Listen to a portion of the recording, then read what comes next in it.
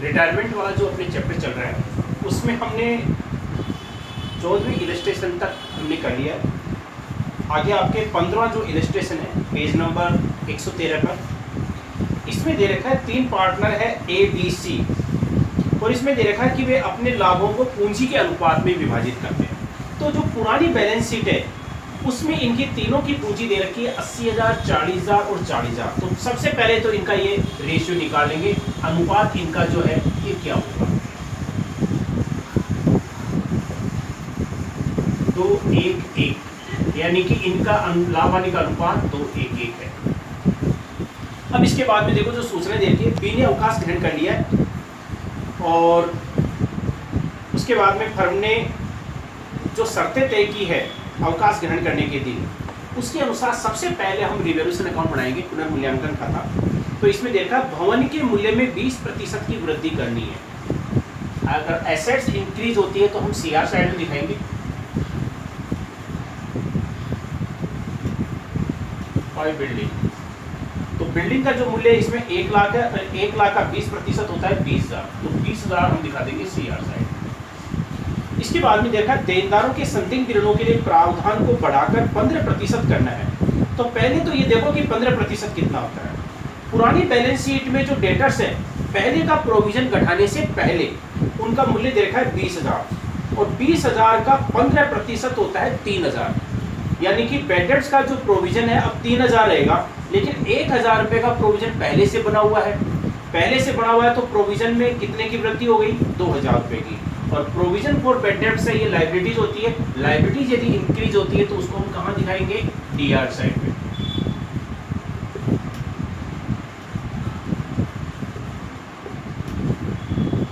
तो ये 2,000 रुपये की राशि आ जाएगी प्रोविजन फॉर बैड डेब्ट्स की राशि। इसके बाद में देखा है कि मशीनरी पर 20% हाथ लगाना है, डेप्रिसिएशन। तो मशीन के मूल्य में कमी होती है तो डीआर साइड में आ जाएगा।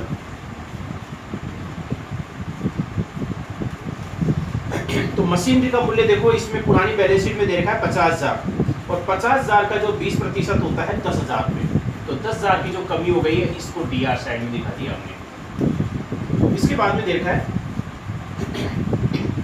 स्टॉक 1,000 रुपये से अधिक मूल्यांकित है, ओवर वैल्यू, यानी कि स्टॉक का मूल्य 1,000 रुपये से ज्यादा कर रखा है, इसका मतलब कम करना है। कम करना है तो हम कहाँ दिखाएंगे, डीआर साइड। तो 1,000 रुपये हम डीआर साइड में दिखा देंगे। लेनदारों को 6,000 रुपये से कम करना है। लेनदार लाइबिलिटीज है और लेनदारों में कमी होती है, यानी कि लाइबिलिटीज में कमी होती है, तो हम इसको कहाँ दिखाएंगे, सीआर साइड। बाय क्रेडिटर्स 6,000 रुपये, ये सीआर साइड में आ गया। बकाया किराया 1,000 रुपये। आउटस्टैंडिंग रेंट लाइबिलिटीज है और लाइबिलिटीज इंक्रीज होती है तो हम कहाँ दिखाएंगे, डीआर साइड में। आउटस्टैंडिंग रेंट ये आपके डीआर साइड में। फिर कर्मचारी क्षतिपूर्ति का दावा 8,000 रुपये निश्चित किया गया है, यानी कि वर्कमैन कंपेंसेशन के लिए जो क्लेम है वो 8,000 रुपये है, लेकिन इसमें पहले का जो कंपेंसेशन रिजर्व बना हुआ है पुरानी बैलेंस शीट में वो 16,000 रुपये का है। तो ये 8,000 रुपये की राशि इससे एडजस्ट कर लेंगे, फिर भी 8,000 रुपये का जो रिजर्व बच जाएगा उसको पार्टनरशिप अकाउंट में दिखा देंगे, इसलिए इसको इसमें नहीं दिखाएंगे। इसके बाद में ख्याति का मूल्यांकन, ये इसमें नहीं आएगा। तो रिवैल्यूएशन अकाउंट की यही मदें हैं। अब हम टोटल लगा लेंगे। तो टोटल देखो आपके किस साइड का ज़्यादा रहा है, देखो इसमें सीआर साइड का टोटल ज़्यादा रहा है। सीआर साइड का टोटल आ रहा है 26,000। 26,000 में से डीआर साइड का घटा दो 14,000, ये 14,000 हमने घटा दिए, तो डिफरेंस की जो राशि है वो कितनी हो गई, 12,000। ये 12,000 रुपये का हमारे को क्या हो गया, प्रॉफिट, क्योंकि सीआर साइड का टोटल ज़्यादा है तो प्रॉफिट होता है। इस प्रॉफिट की राशि को तीनों साझेदार बांट लेंगे, ए, बी और सी, इस अनुपात में। तो देखो इसमें सीआर साइड का टोटल जो 26,000 था उसमें से डीआर साइड का टोटल घटाने पर बैलेंस अंतर की जो राशि है वो आ रहा है 12,000। तो ये 12,000 रुपये का प्रॉफिट हुआ है, और इस प्रॉफिट की राशि को तीनों साझेदार बांटेंगे 2:1:1 के अनुपात में। तो पहले का ए का हिस्सा 2/4 12,000 का, तो ये आपके हो जाएगा 6,000 ए का, और दूसरे का है 1/4, तो ये आपके कितना हो जाएगा 3,000, और तीसरे का भी कितना हो जाएगा 3,000। इस प्रकार से 12,000 हो गया, ये टोटल हो गया अपने। तो ये तो बन गया अपना रिवैल्यूएशन अकाउंट। अब हम बनाएंगे पार्टनरशिप कैपिटल अकाउंट। देखो हमने रिवैल्यूएशन अकाउंट बना लिया। पार्टनरशिप अकाउंट में देखो सबसे पहले इनकी पूंजी का प्रारंभिक शेष बाई बैलेंस बीडी। तो ए बी और सी की जो पूंजी दे रखी है 80,000, 40,000 और 40,000, सबसे पहले पूंजी का प्रारंभिक शेष। इसके बाद में रिवैल्यूएशन अकाउंट बनाया था, उसमें हमारे को प्रॉफिट हुआ था, तो प्रॉफिट को हम दिखा देंगे सीआर साइड में। और रिवैल्यूएशन जो प्रॉफिट है वो होता है इसमें ए का 6,000, बी का 3,000 और सी का 3,000, ये रिवैल्यूएशन प्रॉफिट हो गया। इसके बाद में देखो पुरानी बैलेंस शीट। पुरानी बैलेंस शीट में इसमें एसेट्स पक्ष में देखो गुडविल दे रखी है। अगर एसेट्स पक्ष में गुडविल दे रखी है तो ख्याति खाता खुला हुआ है, और पुराने ख्याति खाते को बंद करते हैं सभी मतलब पुराने साझेदार पुराने अनुपात में, तो डीआर साइड में दिखा देंगे इसको। बंद करते हैं तो डीआर साइड में 2:1 के अनुपात में। तो 10,000 को हम क्या करेंगे 2:1 के अनुपात में, यानी कि 2/4। इसमें कितना हो गया 5,000, फिर 2,500 और इसका 2,500, ये ख्याति बंद हो गई। इसके बाद में एसेट्स पक्ष में एक पी&एल और दे रखा है 8,000 रुपये। ये हानि का शेष है, इसलिए इसको भी हम कहाँ दिखाएंगे डीआर साइड में। तो ये 8,000 रुपये की राशि है, इसको भी वो 2:1 के अनुपात में, तो पहले का ए का 2/4, तो अब कितना हो गया 4,000, इसका 4,000 तो इसका 2,000 और सी का भी 2,000 है, 2:1 के अनुपात में बांटते हैं। तो ये हमने एसेट्स पक्ष में जो दोनों मदद थी वो तो हमने दिखा दी। अब देखो लायबिलिटी साइड में, लायबिलिटी साइड में देखो जनरल रिजर्व दे रखा है 20,000, तो सीआर साइड में दिखाएंगे इसको। लायबिलिटी साइड में जो भी रिजर्व होते हैं पहले के, वो लाभों के शेष होते हैं, उसको हमेशा सीआर साइड में दिखाते हैं। तो जनरल रिजर्व है वो इसमें दे रखा है 20,000, तो 20,000 को पहले ए का हिस्सा कितना 2/4, तो कितना हो गया 10,000। ए का 10,000 आ गया, तो दूसरे का कितना आ जाएगा 5,000 और तीसरे का भी 5,000। ये जनरल रिजर्व हमने बांट दिया है। इसके बाद में देखो वर्कमैन कंपेंसेशन रिजर्व। पहले का जो कंपेंसेशन रिजर्व बना हुआ है 16,000 रुपये का था, और नीचे जो सूचनाएं दे रखी थी उसमें दे रखा है कि कर्मचारियों को जो क्षतिपूर्ति का जो दावा है कर्मचारियों का वो 8,000 रुपये का ही है, यानी कि 8,000 रुपये का पेमेंट करना पड़ेगा, जबकि हमारा जो रिजर्व है वो कितने का था 16,000 रुपये का। तो ये 16,000 में से 8,000 कम हो गए, फिर भी हमारे पास 8,000 रुपये की जो राशि बच गई है इसको हम सीआर साइड में बांट देंगे, वर्कमैन कंपेंसेशन रिजर्व। 8,000 को वही पुराने अनुपात में 2:1 के अनुपात में बांटेंगे, तो इसका कितना हो गया 4,000 ए का, दूसरे का 2,000 और सी का भी कितना हो गया 2,000। ये वर्कमैन कंपेंसेशन रिजर्व बांट दिया। अब जो नीचे सूचनाएं दे रखी है उसमें दे रखा है अवकाश ग्रहण करने वाला साझेदार ख्याति में अपना शेयर लेकर के जाता है, और इसमें दे रखा है कि उस दिन फर्म की ख्याति का मूल्यांकन 72,000 रुपये पर किया गया। तो फर्म की टोटल गुडविल है वो कितनी है 72,000। अवकाश ग्रहण करने वाला साझेदार अपना शेयर लेकर के जाएगा। अवकाश ग्रहण करने वाला साझेदार कौन है बी, और बी का हिस्सा है देखो ए बी और सी, तो बी का हिस्सा कितना हो गया 1/4, तो 72,000 का 1/4 कितना होता है 18,000 रुपये। यानी कि इसमें अवकाश ग्रहण करने वाले साझेदार का हिस्सा 18,000 है, तो 18,000 रुपये से हम बी के खाते को तो हम क्रेडिट कर देंगे, और शेष बचे साझेदार कौन है ए और सी, वो गेन रेशियो में उनके खातों को कर देंगे डेबिट। अच्छा, इसमें ए और सी बचे तो प्रश्न में कोई सूचना नहीं है, तो इनका नया अनुपात 2:1 है, और कोई सूचना नहीं है तो गेन रेशियो भी इनका 2:1 ही आएगा। इसलिए ए और सी इस 18,000 रुपये को किस अनुपात में बांट लेंगे 2:1 के अनुपात में बांट लेंगे, तो दोनों को डेबिट कर देंगे। एज कैपिटल अकाउंट दिया, सीज कैपिटल अकाउंट दिया टू बीज कैपिटल, तो 18,000 को हम 2:1 के अनुपात में बांटते हैं, तो 18,000 का 2/3, तो इसका हो गया 12,000। एक का हिस्सा है वो तो कितना हो गया 12,000, तो दूसरे का कितना हो गया 6,000, सी का हिस्सा 6,000। ठीक है, ये एंट्री की। अब इस एंट्री के अनुसार हम इसमें एंट्री करेंगे। जर्नल से हम लेजर बनाते हैं क्योंकि लेजर है, बी के खाते को हमने क्रेडिट किया है, तो बी के खाते में क्रेडिट साइड में लिखेंगे नाम किसका आ जाएगा, विपरीत पक्ष के खाते का, लेजर के नियम के अनुसार बाय एज कैपिटल अकाउंट और सीज कैपिटल अकाउंट। तो देखो इसमें राशि बी के खाते में 12,000 और 6,000, ये हमने गुडविल की एंट्री कर दी। तो गुडविल का तो आपने हो गया। अब आगे देखो इसमें पूंजी का समायोजन। पूंजी का समायोजन है वो कैसे करेंगे, देखो हमने बी के खाते को हमने क्रेडिट किया था, तो इसके क्रेडिट साइड में ए और सी के नाम ए और सी का आ गया, लेकिन ए और सी के खाते को हमने डेबिट किया है, उनके डेबिट पक्ष में नाम किसका आ जाएगा, बी का, टू बीज कैपिटल अकाउंट। तो ए के खाते में 12,000 और सी के खाते में 6,000, ये अपना गुडविल का तो हो गया है। अब इसमें पूंजी का समायोजन करना है, तो पूंजी के बारे में देखो इसमें क्या सूचना दे रखी है। देखो इसमें नई पूंजी के बारे में सूचना दे रखी है कि फर्म की कुल नई पूंजी है वो होगी 1,20,000, और इस 1,20,000 को ए और सी निर्धारित करेंगे अपने नए अनुपात में। तो देखो इसमें ए बी सी का अनुपात 2:1 था, तो बी चला गया, तो ए और सी का नया अनुपात कितना आ गया, 2:1। तो 1,20,000 को 2:1 के अनुपात में बांट देंगे, तो 2/3,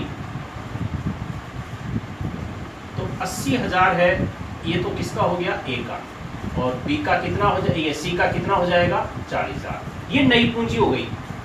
नई पूंजी तो हमने निर्धारित कर दी, लेकिन अब देखो अवकाश ग्रहण करने वाला साझेदार है वो इसमें कौन है, बी, और बी के भुगतान करने के बारे में कोई सूचना नहीं है। अगर क्वेश्चन में कोई सूचना नहीं दी हुई है तो यही माना जाता है कि फर्म के द्वारा भुगतान नहीं किया गया है, इसलिए उसका जो भी बैलेंस आएगा उसको हम लोन के नाम से दिखा देंगे। तो सबसे पहले बी का टोटल लगा लो, तो क्योंकि बी का हमने भुगतान नहीं किया, तो सीआर साइड का टोटल देखो आपके कितना रहा है, 40, 43, 48, 2 50, 62 और 6 68,000। सीआर साइड का टोटल 68,000 है, और डीआर साइड में दो मदे हैं 4,500। तो 68,000 में से ये 4,500 घटा दो, 63,500, यानी कि बी का जो बैलेंस है वो कितना आ रहा है, 63,500। और चूंकि हमने भुगतान नहीं किया है इसलिए हम इसको क्या करेंगे, लोन के नाम से दिखा देंगे, टू बीज लोन। ठीक है, ये लो बी का तो हिसाब हो गया, क्योंकि हमने भुगतान नहीं किया तो लोन के नाम से दिखा दिया। अब इसको बैलेंस शीट के लायबिलिटी साइड भी दिखाना पड़ेगा लोन के नाम से, इसका तो हो गया। अब इसमें देखो अब शेष बचे साझेदार है ए और सी, और नई पूंजी हमने इनकी पहले निश्चित कर दी थी 1,20,000, और 1,20,000 को नए अनुपात में बांटेंगे तो इनकी नई पूंजी कितनी होगी, 80,000, 40,000। अब नई पूंजी का कंपैरिजन हम किससे करेंगे, समायोजित पूंजी से।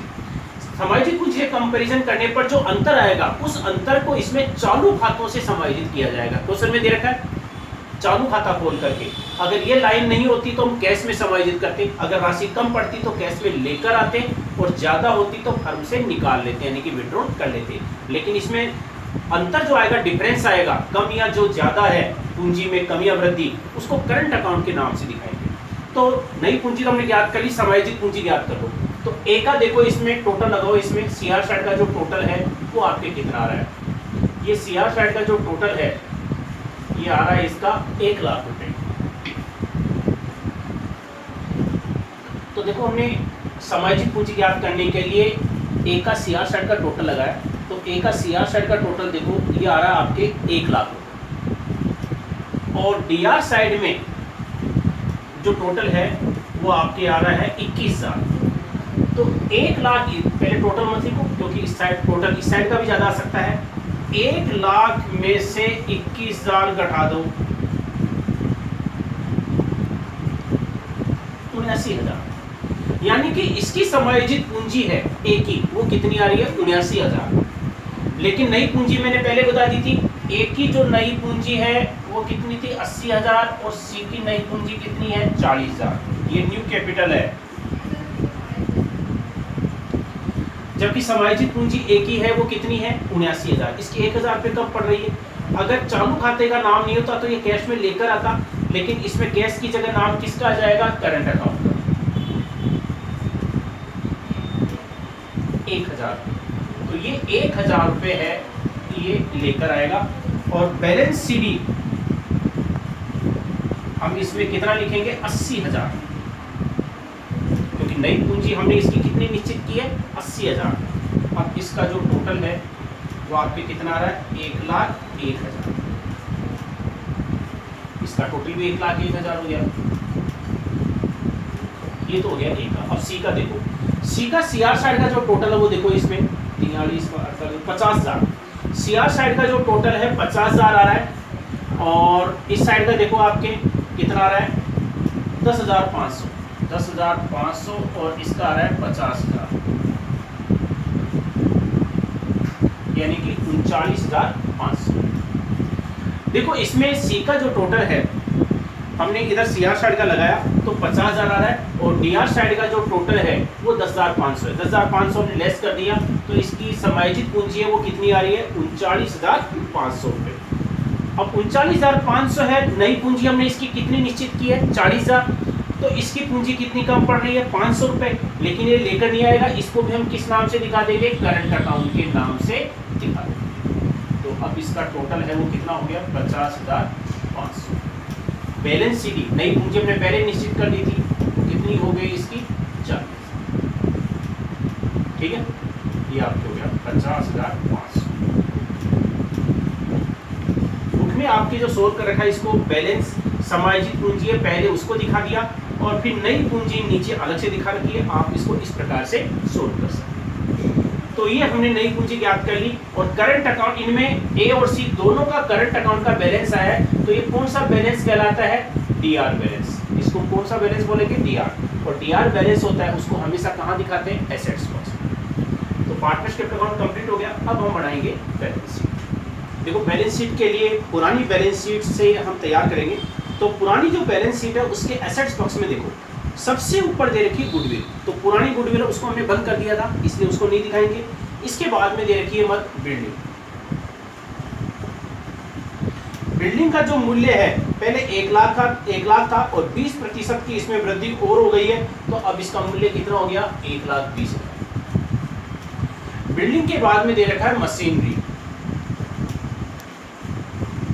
मशीनरी का मूल्य पहले 1,00,000 था और मशीन के बारे में सूचना दे रखी, उस पर 20% हास हो गया। तो 1,00,000 का इसमें 20% यानी कि 20,000 उसमें से कम हो जाएगा आपके। नहीं, मशीनरी का मूल्य 50,000 है।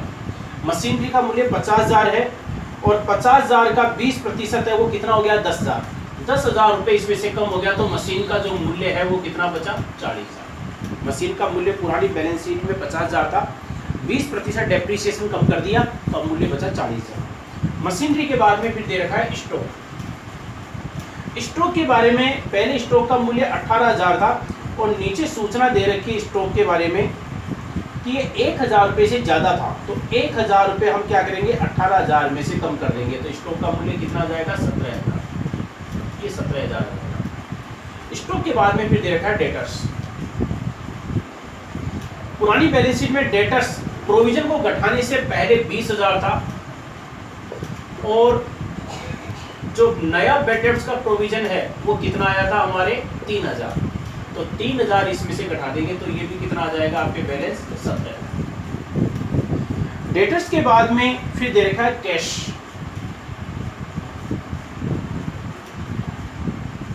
Cash at bank. ये पहले का कैश बैलेंस हमारे पास 15,000 था, लेकिन इसमें देखो कैश हमारे पास कुछ भी नहीं आया। अवकाश ग्रहण करने वाले साझेदार को पेमेंट भी नहीं किया है, न कोई साझेदार लेकर आया, इसलिए कैश में कोई परिवर्तन नहीं हुआ। ये 15,000 था, इसको हम 15,000 रुपये पर ही दिखा देंगे। जो पहले का P&L था उसको हमने बंद कर दिया था, इसलिए हम उसको नहीं दिखाएंगे। तो ये तो आपके हो गया एसेट्स पक्ष का। अब लायबिलिटी साइड में देखो, लायबिलिटी साइड में सबसे पहली मद दे रखी है क्रेडिटर्स। क्रेडिटर्स का जो मूल्य है पहले 24,000 था और क्रेडिटर्स के बारे में सूचना दे रखी है कि 6,000 रुपये से कम करना है। तो 24,000 में से 6,000 रुपये कम कर दो, कितने बचे, 18,000। यानी कि क्रेडिटर्स का नया मूल्य 18,000 रहेगा। जनरल रिजर्व जो पहले था साझेदारों ने बांट लिया था, इसलिए नहीं दिखाएंगे। अच्छा, वर्कमैन कंपेंसेशन रिजर्व,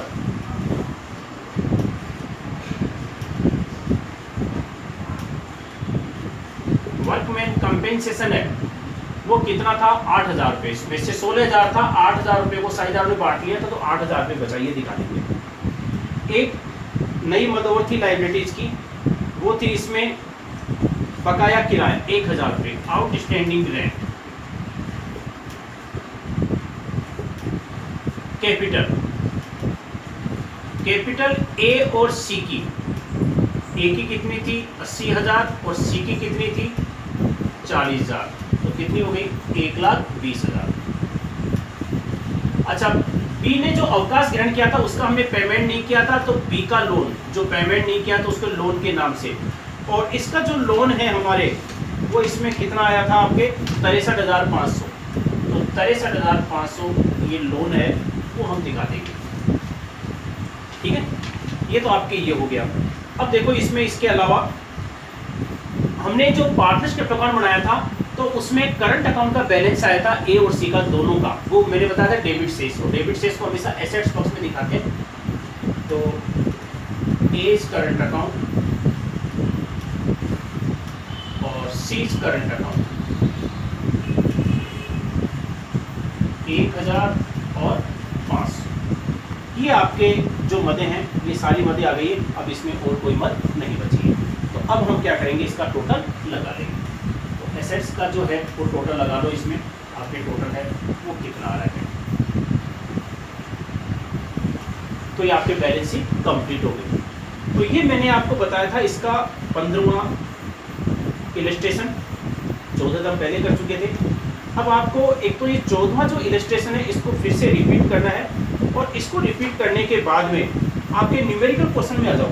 पहला आपने पहले कर लिया था, इसके बाद में आपको इसका करना है थर्ड क्वेश्चन, पेज नंबर 148 पर क्वेश्चन नंबर 3।